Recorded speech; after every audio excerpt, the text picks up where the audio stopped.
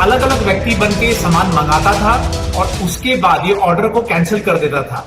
ये दिखाता था कई बार कि वो व्यक्ति जो है वो उपलब्ध नहीं है या वैसे ही ऑर्डर कैंसिल कर दिया और सामान को ये वापस भेजता था।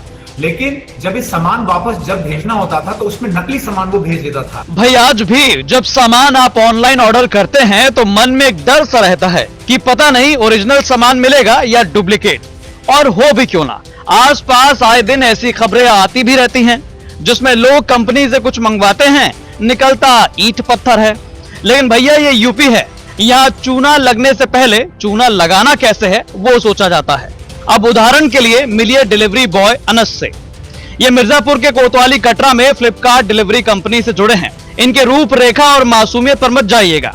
इन्होंने पहले तो 3-4 अलग अलग सिम ली, फिर उन मोबाइल नंबरों से फ्लिपकार्ट पर अकाउंट बनाया और जो मन हुआ वो ऑर्डर कर दिया। पेमेंट के लिए कैश का ऑप्शन कर दिया।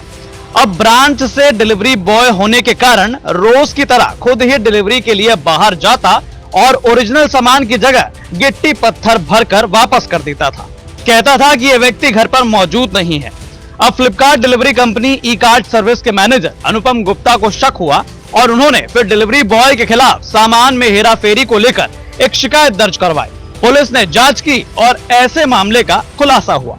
मिर्जापुर में थाना कटरा अंतर्गत सूचना प्राप्त हुई थी कि फ्लिपकार्ट कंपनी के एक डिलीवरी बॉय के द्वारा फ्रॉड किया जा रहा था।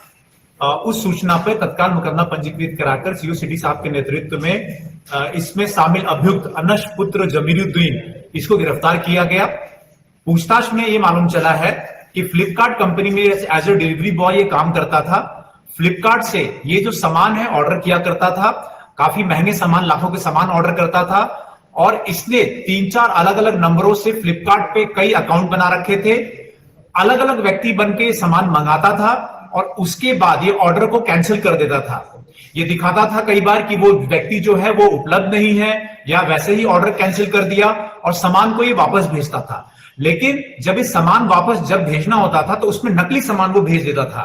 फॉर एग्जाम्पल, जैसे इसने एप्पल वॉच मंगाया तो जो मार्केट में डुप्लीकेट होता है सस्ते दाम का, वापस भेजते समय कैंसिल करके वो सामान भेजता था। उसी तरीके से जो एयरपोर्ट मंगाया एप्पल का, लेकिन वापस भेजते समय उसकी जगह पत्थर और गिट्टी रख दिया करता था।